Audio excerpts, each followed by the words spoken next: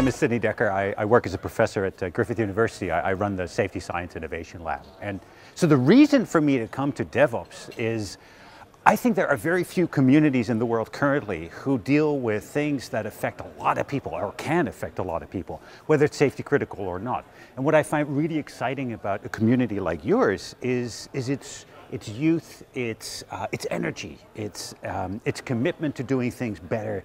And so at the same time, what's really interesting about the conversations with your community is that when you contrast it with some other fields like aviation or shipping or medicine, there isn't like 100 or even thousands of years of tradition of professional morality and professional codes that have developed and coagulated. And so we seem to be inventing a lot of stuff on the fly as we go. Is this the right thing to do? Is this not the right thing to do? And it is in that tension, in that discussion, that I think lots of interesting conversations can be had, which is why I came to DevOps Talks. Go by voice and we'll figure it out. All right. So yeah, that's me. Got a podcast called Software Defined Talk. I work for Chef, and I'm going handheld. It's okay. I'm a professional. So yeah, but that's me. So I work for Chef, and maybe you know Chef. Maybe you've stopped out and visited our booth and talked to us a bit. Most people know us for configuration management. This is kind of traditional infrastructure. This is how we configured pretty much everything until about 3 or 4 years ago, and there's a change afoot, right? There have been shifts in the way modern applications are being delivered. And Chef is still really great if you are managing traditional Linux, Windows, Unix, that kind of stuff.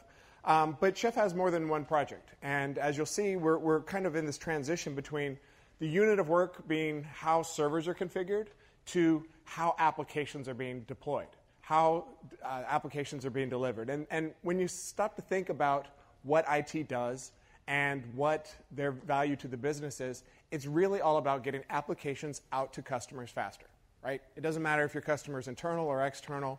Your job as an operator is to move code to customers. That's it. And that's developers' jobs too. And that's why it's called DevOps, right? They have to work together.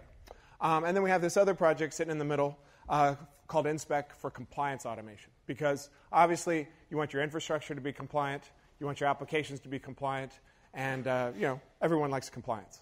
But let's talk about Habitat. So what is Habitat? Habitat is an application automation framework, right? The idea is that we want to enable modern application teams to build, deploy, and manage any application to any environment, whether it's Docker, Kubernetes, whether it's Docker, Kubernetes, or even like traditional VMware or cloud instances, traditional, or bare metal. That's what Habitat does. And that sounds kind of vague, I'll give you. So let's dive down into what that is and how we got to where we are. So Docker came on the scene a couple years ago. I actually invited Solomon Hykes to come to ChefConf in 2014, right? It was still .cloud. He had this new open source project. It keeps advancing. Everyone was excited about Docker. And so he brought it to ChefConf. We talked to some engineers, and people were like, cool, we'll put Chef inside a container, and then you'll have an agent that automates this little VM, because that's what it was at the time, right? Everyone thought about Docker as lightweight virtualization, right? It's cheap, it's faster than VMware. But that was really kind of missing the point, right? We've evolved in our understanding of Docker over time, right? We understand that the real value of Docker is it is a portable packaging format that if I put something into Docker, wherever I drop it, it's going to behave the same no matter where it is in theory. But it's, it harkens back to the Java days of, write once, run everywhere. But as we kind of went into this brave new world of container ecosystems, we kind of forgot all the lessons that we'd learned previously with traditional infrastructure, right? People stopped talking about, security and code quality and all these things that you need. I'm fighting this thing. All these things you need to run infrastructure at scale. We're like, Docker will do it. And it turns out like we had to write Kubernetes and Istio and Prometheus and all these other tools that kind of filled in the gaps for coverage, but it wasn't as easy as it should have been. And what we saw were you go to a shop and they'd say, well, we don't need configuration management. We don't need infrastructure as code. We're using containers. And you say, well, what's inside your containers? And they're like, I don't know. We got it from the Docker registry. It must be secure.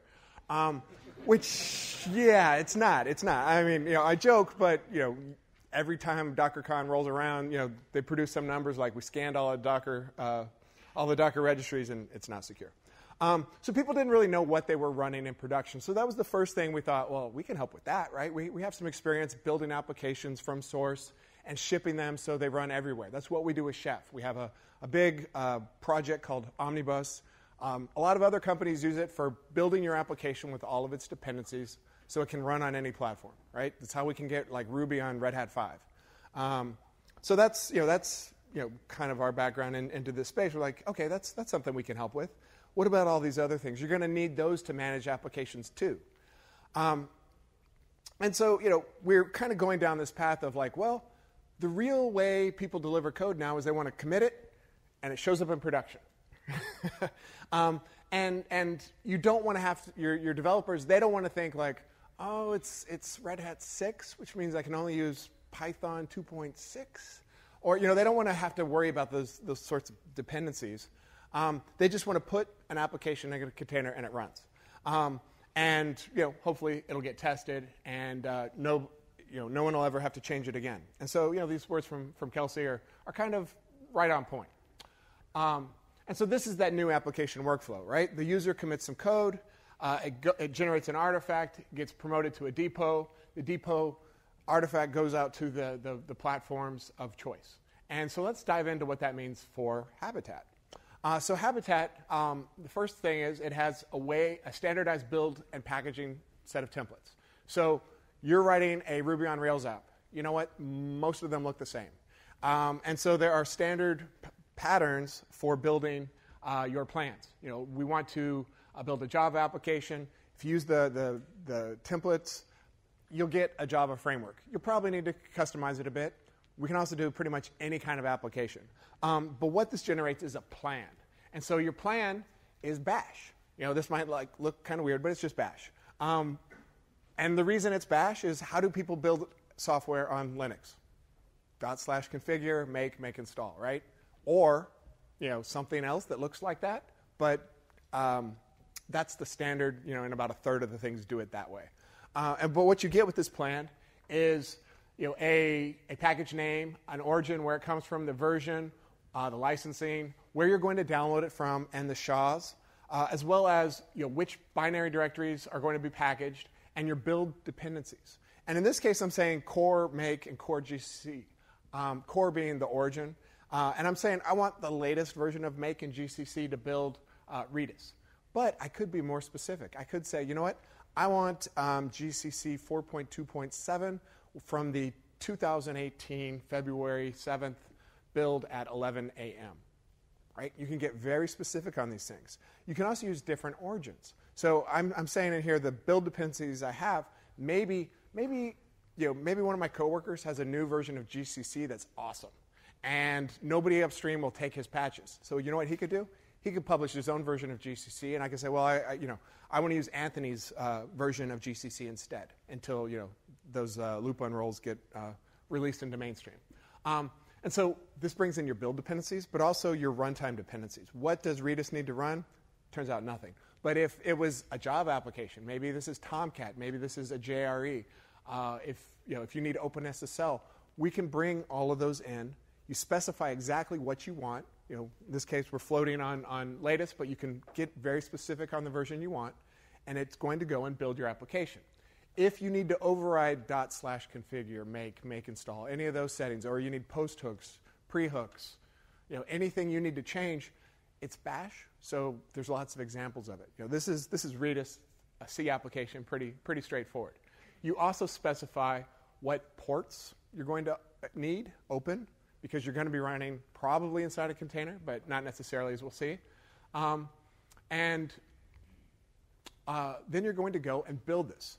So Habitat has the concept of a studio. This is an empty Docker container that has nothing inside it. We use the BusyBox Docker image, which means if you say ls/lib, you get nothing back, which is cool.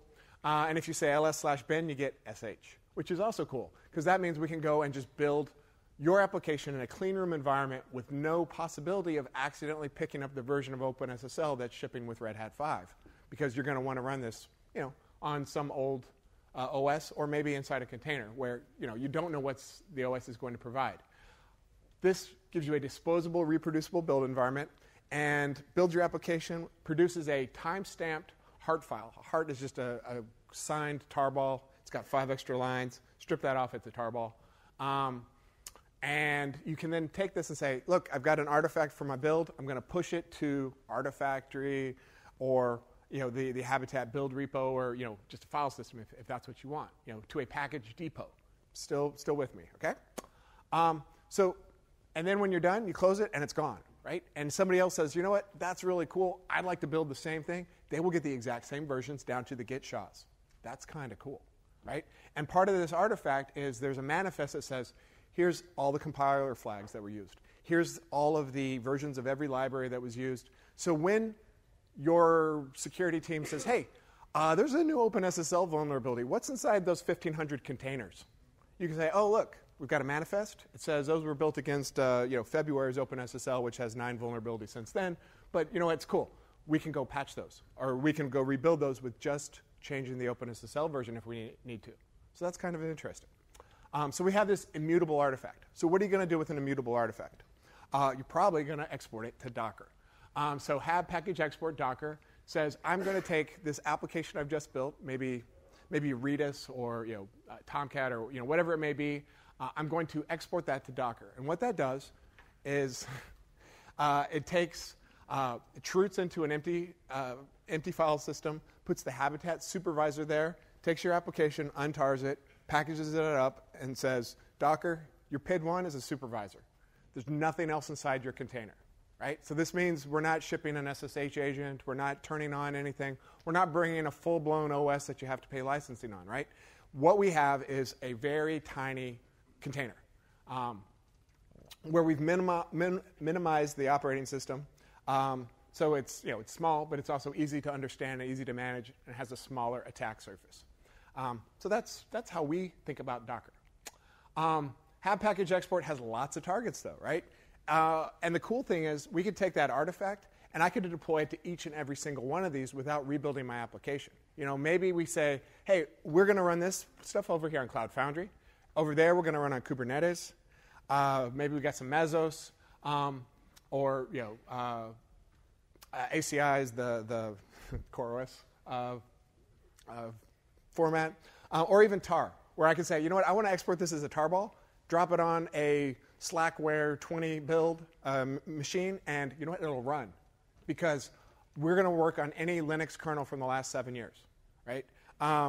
Because all we're doing is building everything above the Linux kernel and packaging that up for you, which means your application's exceedingly portable. Configuration, you're probably saying, well, great, how am I going to set that thing up? Well, when you start talking about immutable infrastructure and 12-factor apps, you're talking about getting your configuration from your environment. So part of the plan for your application is you have a TOML file. TOML is just a Tom's markup language. It's INI, right? It's a key value. You have a TOML file where you say, these are the things you're allowed to set, and these are the defaults. And then when you run this inside a Docker, you can pass in environment variables from the command line, hab redis with a new kernel setting to the currently running Docker image, or the Habitat supervisor that's running your application for you as an API. So you can actually apply things to it and talk to it directly. And so this supervisor opens up a lot of possibilities. When I say supervisor, I'm talking like an Upstart or Blue Pill, or one of those traditional application managers that just knows how to stop, start, reconfigure your application, and keep it running. I'd say systemd, but it does everything else. And it has an API. And what this supervisor can do is actually, you can query it and say, hey, what are you running? And it says, well, I've got this application, this full stack thing, and you're like, I don't like that version of OpenSSL. And you're like, cool, I can upgrade that piece for you. And It can also talk to other supervisors. And so if you could talk to other supervisors, you can do things like multi-tier application deployments, where you can say, hey, I'm going to do a leader-follower topology, right? Kubernetes will do this for you. Not everybody's running Kubernetes, right? Maybe you're saying, I still got some legacy Windows boxes or some legacy Red Hat boxes that I want to throw a clustered application on, like a Postgres. How am I going to do that? Habitat will do leader election for you and support lots of other different topologies. And then you can also do update strategies. You can say, hey, I would really like to push a new version of OpenSSL to our 1,500 boxes, but I want to do it one at a time and make sure each one passes their test before the next one upgrades. We can do that. So that's the benefits of having a supervisor with an API. Kubernetes, it does have, it's kind of, it's one kind of this container orchestrator scenario, so we're going to support it very well. Habitat will package directly, will Habitat package export directly to Kubernetes. We can also export to Helm if you're using that packaging format. There's a native Habitat Kubernetes operator, which means instead of Habitat doing its own leader election and service discovery, we'll just hook right into Kubernetes, and it's a persistent service. We support OpenShift. OpenShift is a slightly different version of Kubernetes, even though they say Kubernetes. It's got some weirdness. As well as GKE, PKS. We've tested this and run this on just about every flavor of Kubernetes out there. But we also do Mesos and all those other fun ones too. So let's get to a demo. Hopefully y'all can see that just fine. I've already cheated and started my Habitat Studio and run a couple builds, so the cache is all warmed up, right? So the command I would use, hab studio enter, that would enter me into my empty Docker container. I'm running on a Mac. We also support Windows and obviously Linux. On Linux, you just go to a true-rooted environment. It's not a full-blown container, but it works the same. But Windows, we'd actually use Hyper-V and give you a Linux Docker container running on Hyper-V that you can use to build Linux applications. And we'll come back to that in a second. So the first thing I would do is I'd say, well, I've got my demo application here I'm building. It's a two-tier Java application. I've got Mongo and a Tomcat UI in front of it. So the first thing I'm going to do is build a Mongo. And luckily, it's already built, so it's going to go pretty fast. And the Mongo, it's going to load my plan. So hopefully, is that big enough? Somebody back give me a thumbs up or a thumbs down? Good. OK. So we've got a plan. We can go take a look at, it's a pretty straightforward plan. We've got an origin, a version, what the Mongo application uses to run. The MongoD service, that's how you stop, start, reload it. It's running as the Habitat user, so we're not running as root, but we're still inside a container, so it doesn't really matter. And which ports we're going to expose and what they're going to bind to. Mongo has a lot of settings, but these are the things that you could possibly override on Mongo if you needed to. So there's a lot of that.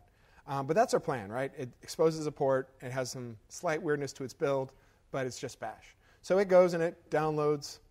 It goes and downloads the pieces that it needs. We see that it's pulling in, core Mongo tools and creating a directory, building an artifact, signs it, and spits it out. And well, that only took 6 seconds. So National Parks is the slow one because it's the Java part. So what that produced is an artifact. So here I have my heart file.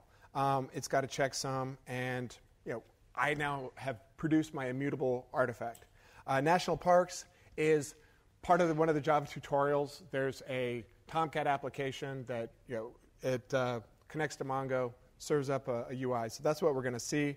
I ran this ahead of time because the JDK is huge and humongous, and it takes a little bit of time. And Maven's kind of slow, but this is all managed as source. So I'm always going to get the same builds out of it. And once this finishes, I will have 2 artifacts that are installed inside my build studio and have been published to a results directory. So that took 42 seconds because I cheated and already ran it. And then what I can do is from inside my Docker container, I'm still inside my studio on my Mac. I can just start the service. So I say hab service start my Mongo application. It's like, cool, I got that. And I say, well, you know what? I want to start my National Parks application as well. but I want that to bind to a database. Right? I know that there's a database out there somewhere via DNS, and I know that it's called np mongo default. That's what it's called. And so it says, okay, yeah, cool, that's running. My supervisor's running, and I can see, as the supervisor runs, it's just generating logging. I can connect to the supervisor to see the logging if I want, and it's, that's interesting, I guess. But what's really interesting is if I go and connect to it and see that this application I just built is listening on 8080. And now this Tomcat application that, you've probably got an enterprise application that's big and nasty and gnarly like this. I can go and reproduce this, and I can run it on any Linux box. And here we can see some. Let me try a zoom. Right. You can see queries going into the logging. That's kind of interesting, I guess. I can detach from the logging. I could stop the service.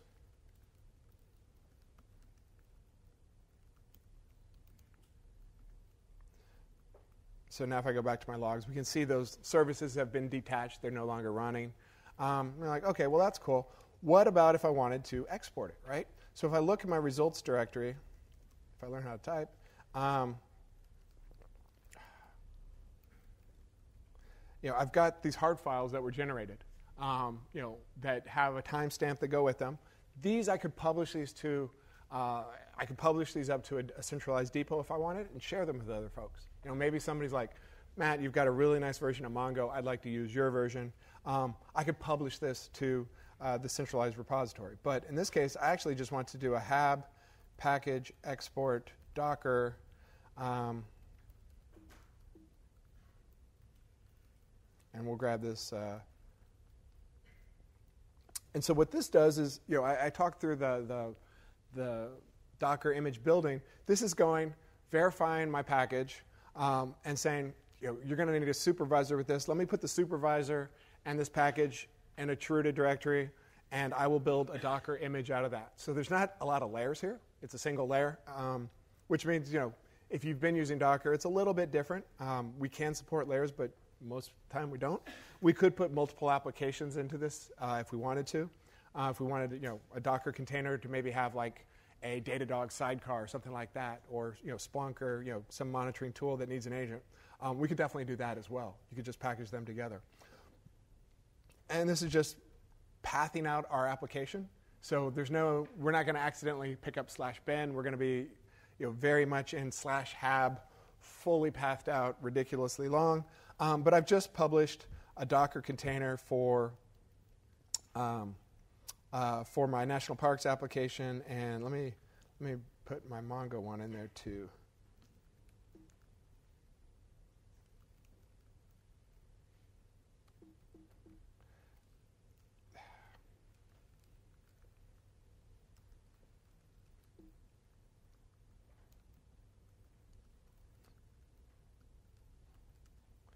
All right, so that's going to produce 2 Docker images, put them in my local Docker registry, and then I'm going to hop out of this Docker container, and I'm just going to run those things. I could publish them to an external Docker registry. Maybe I'm using like ECR or ACR, the Azure or AWS container registries. Maybe I'm using Docker Hub. I could publish it to any of those if I want to share it out. So if I say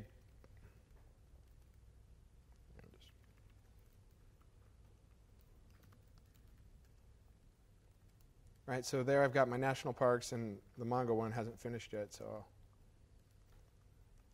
yeah, so there's the Mongo one where it's published it to my Docker registry, tagged it with the version and the timestamp and latest, if that's what I want. Now I could do whatever I want with this, right? I could let Kubernetes pick it up from somewhere if I wanted. In this case, I'm just going to run Docker compose up. I've got a compose file.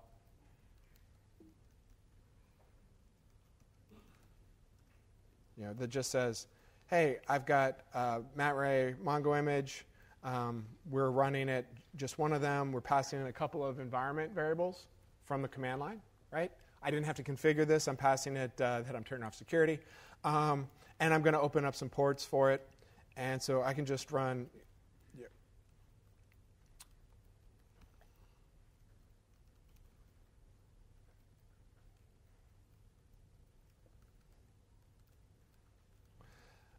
So now this is going to go and launch.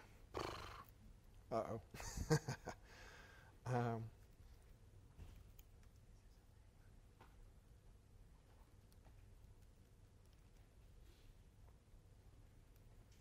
Yeah, my Habitat Studio was conflicting on the port.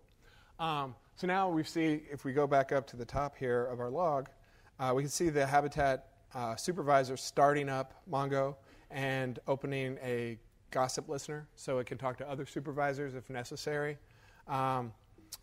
Starting up our national parks application because it's the compose file says, national parks is dependent on Mongo. Goes and creates a schema. And so now if I go back to this,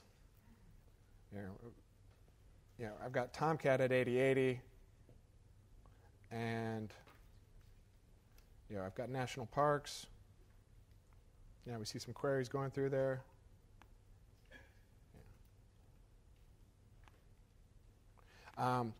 Also, that Habitat supervisor, it's got an API, so I can actually go and take a look at it. And I can see the health of my applications. So that's hard to read, but I guess you can read it. So here from the API, I could actually go and take a look at one of the individual services. And that doesn't make it bigger. But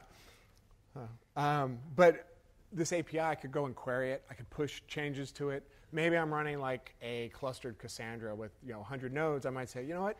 I'd like to bump up the heap size. And so I could hit the API, and it would and I could send that change to all of the service systems that are running, or even just query it.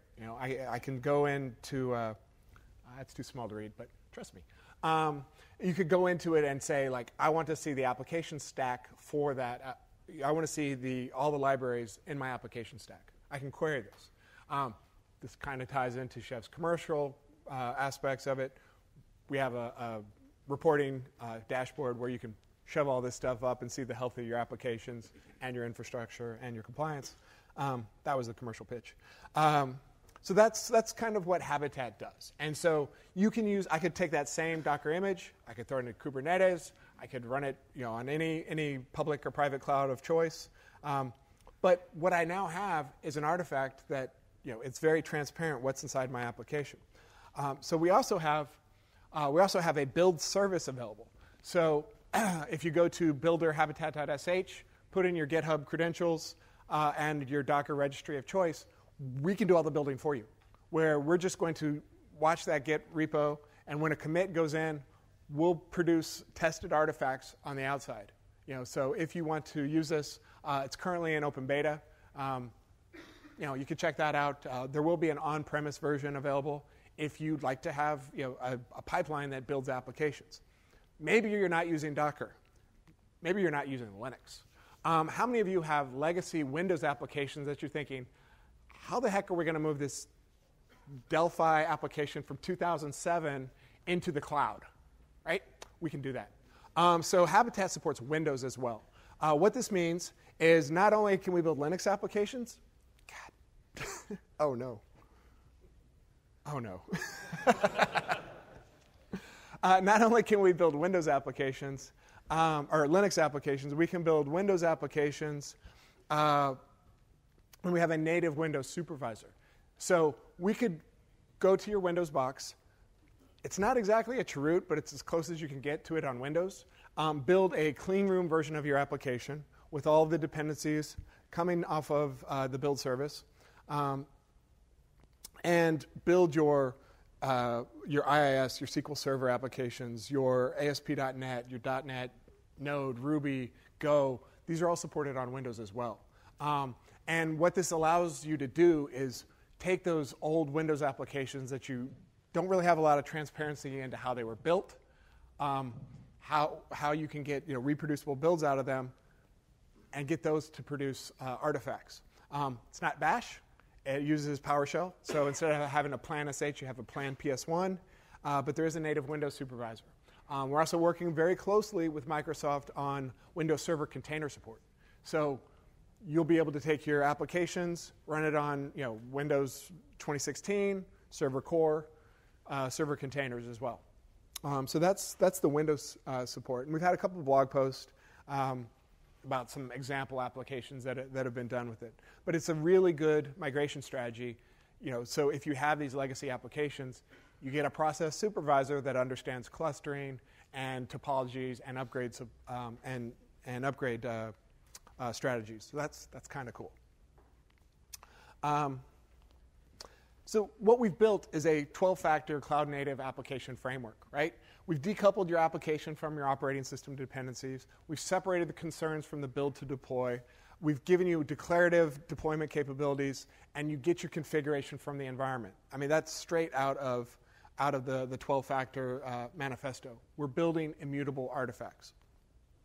Developers are freed from having to care about the target operating system, right? They don't have to worry that they can't get a certain version of PHP on Ubuntu 12.04, right?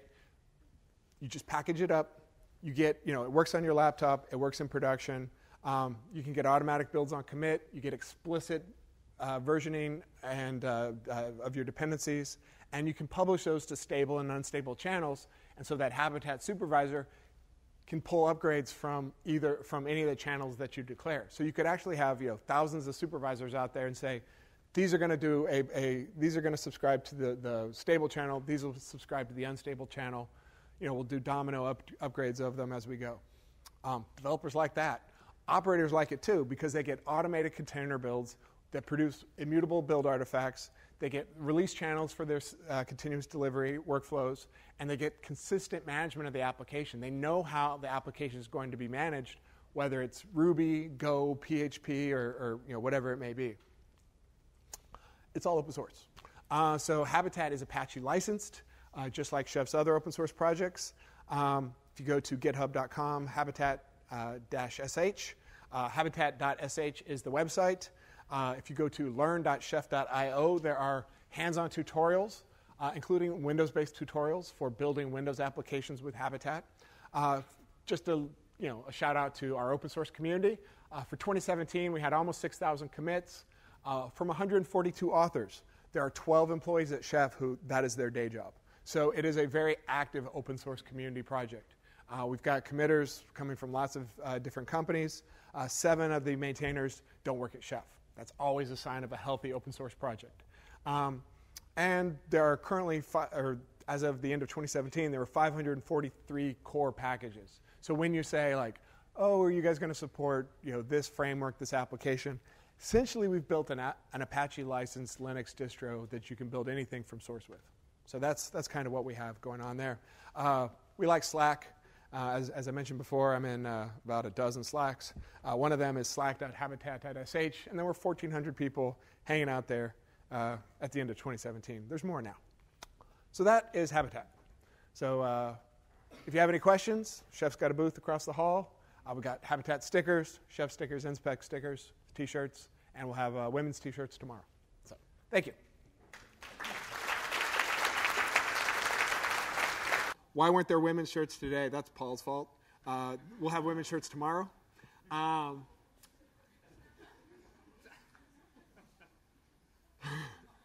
sorry. Wow.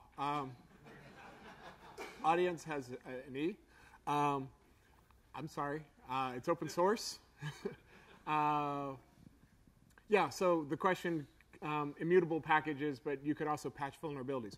Once you deliver that artifact to a site, all the parts of the stack are Habitat packages also. So you could plug in new pieces, or you could just push out a whole new artifact.